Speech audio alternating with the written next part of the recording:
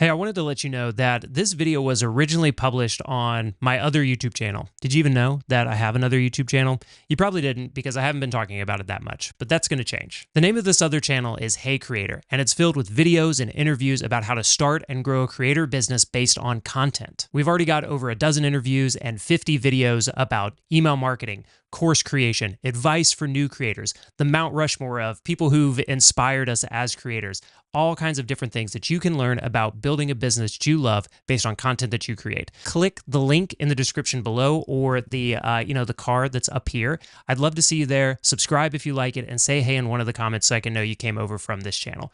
Thanks so much. And now back to the video. Can books make you a better content creator? Can they make you more money and help you get more clients? Well, yes, and also no. Let me explain. In this video, I'm going to share my top 10 books for creators. If you're running a business based on content, you're going to learn more from these books than any business school. In these books, you'll find the collected wisdom and experience from people like Steven Pressfield, Alex Hormozi, and Lamott, and many others. But I have a challenge for you to keep in mind when you're reading these books. It's what keeps a creator from building a business that they love and also makes them a lot of money. You have to commit to taking action from these experts. Success is 10% inspiration and 90% perspiration. So don't stay stuck on the pages. Apply these lessons to your own content and business. If you have a favorite creator book, share it in the comments. I'd love to see it. Now, let's begin.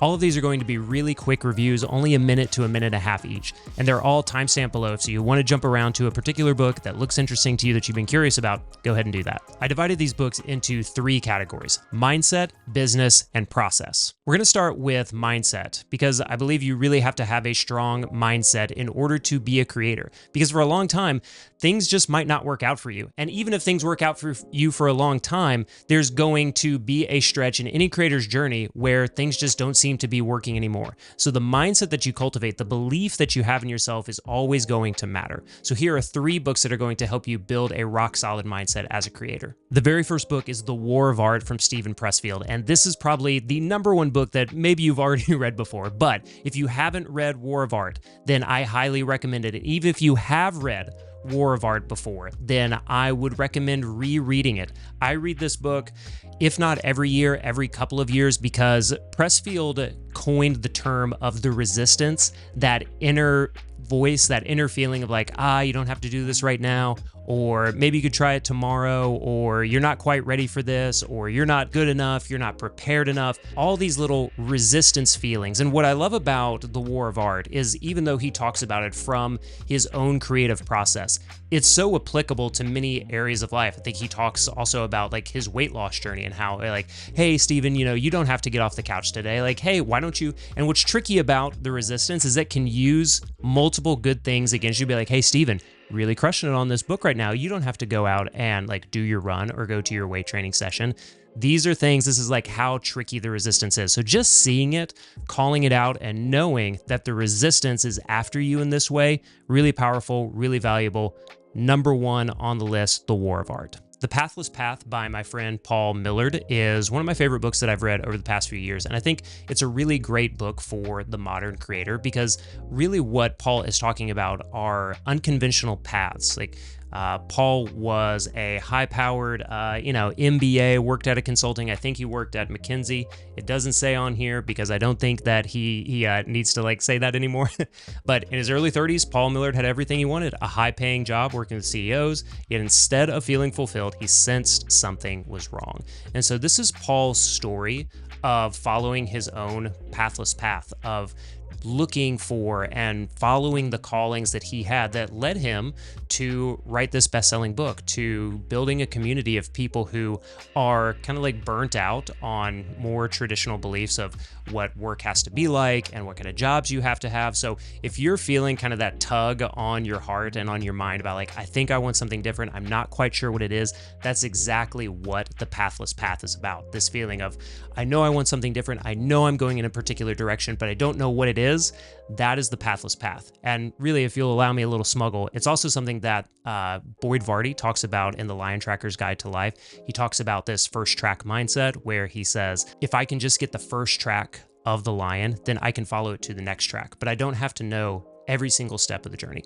That's what the Pathless Path is. So check this book out. Bird by Bird by Lamott is one of my all-time favorite creator books. And one of the reasons I love it is this chapter called Shitty First Drafts. And it's a chapter that I've come back to over and over again. It's probably a chapter in a creator book that I've read more than any other, because she is saying that even these people that you look up to, Count Anne Lamott in this. She's like, we don't wake up every single day feeling incredibly fulfilled and ready to work and just with like words streaming out of our fingertips.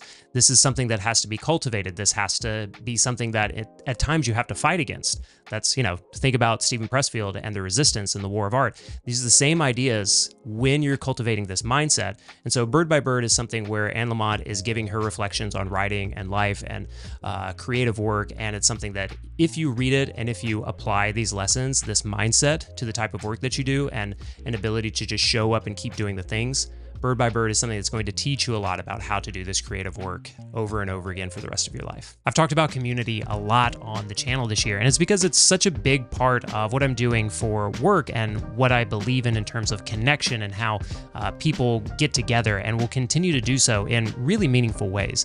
And that's why I'm excited to tell you about how Mighty Networks is making that easier and easier for creators, for people who want to develop communities, do that in a very strategic but also natural way.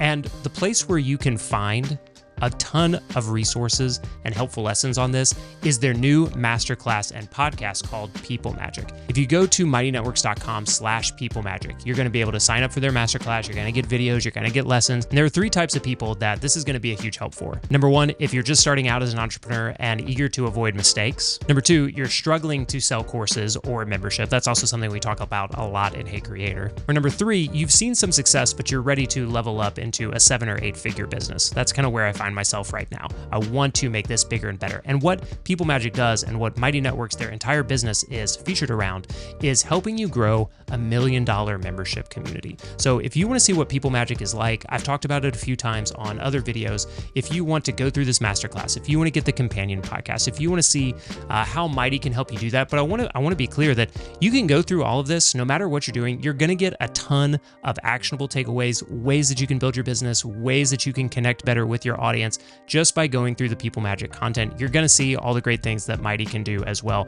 But I highly encourage you to go check this out. Just go to mightynetworks.com/peoplemagic to learn more and sign up. The next category is business, because as my friend Jeff Goins says, real artists don't starve. And by the way, a little extra bonus book recommendation for you there. It's a great one.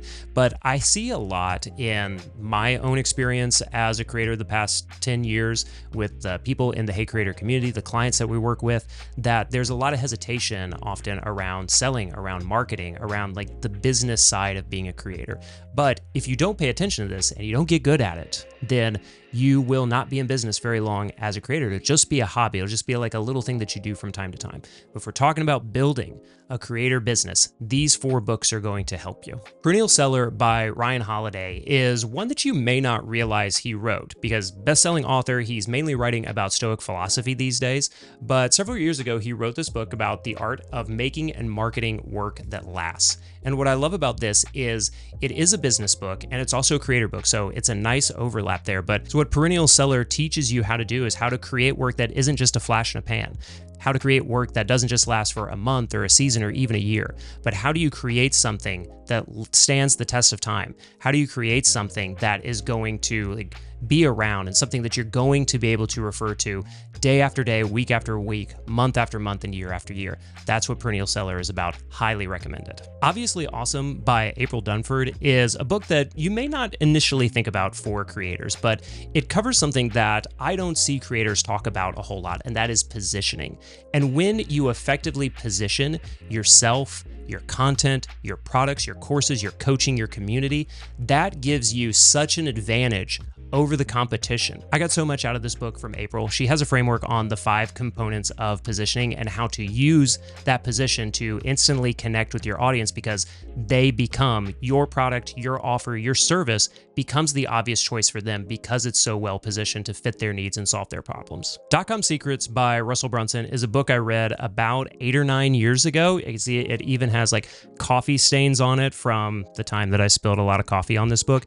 This is probably the most underlined book that I have, and it's also one that you're going to want to like sit with a notepad or sit with your email marketing tool open, with your courses open, with Notion open, whatever it is, because you're going to take a lot of notes in this. This is a book that is the most tactical and the most like framework driven. If you want to be able to sell more of your products with a great offer and be able to like do that through an email marketing tool like ConvertKit, if you have like a course platform or if you have a community platform like Mighty Networks, this is a book that is going to teach you exactly how to do that. So DotCom Secrets by Russell Brunson is one that I've read probably 3 or 4 times. It is incredibly actionable. This is the one of all the books that I'm recommending that if you go through this and follow the steps, you're going to make more money. $100 Million Leads by Alex Hormozi is a book that is a great companion piece to DotCom Secrets, because while DotCom Secrets shows you how to define your offer and then how to sell it through email marketing and funnels, what $100 Million Leads shows you how to do is create more traffic and more interest and more prospective buyers to that offer that you're selling. Now, Hormozi also has a book called $100 Million Offers that is also a great companion piece. Just didn't make it into, I was only going to put one Hormozi book into this list, but all of those will help you create an offer, get more leads to it, and sell it effectively through funnels, through follow-up campaigns, through email.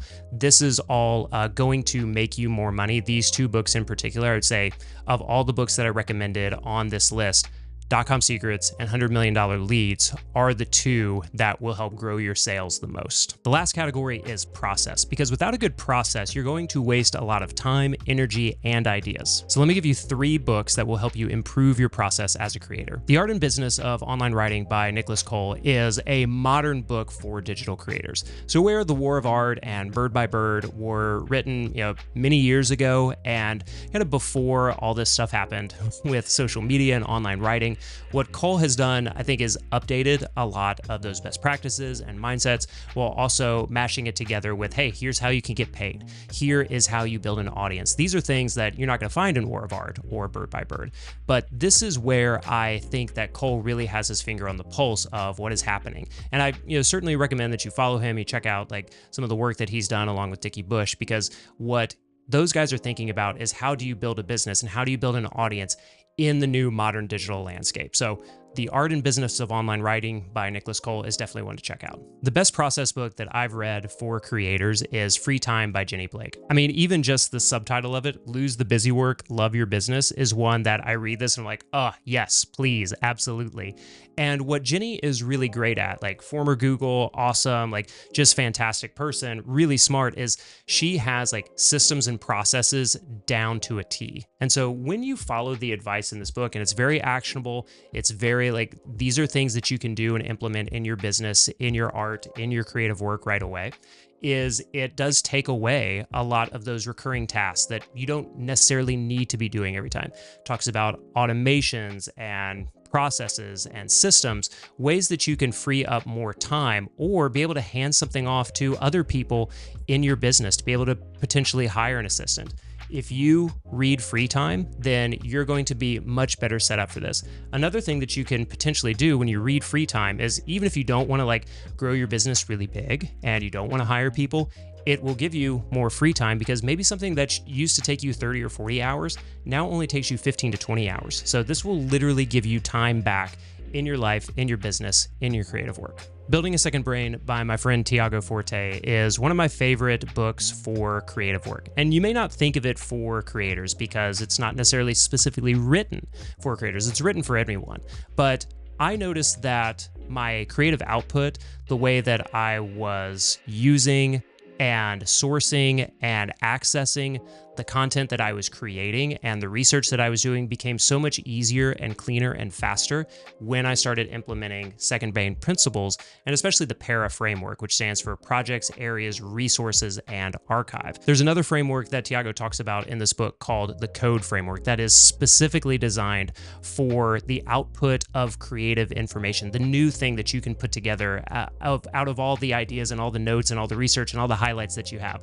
And Code stands for Collect, organize, distill, and express. And as creators, it is that expression piece that we love, the thing that we enjoy doing, the thing that, in some ways get us paid.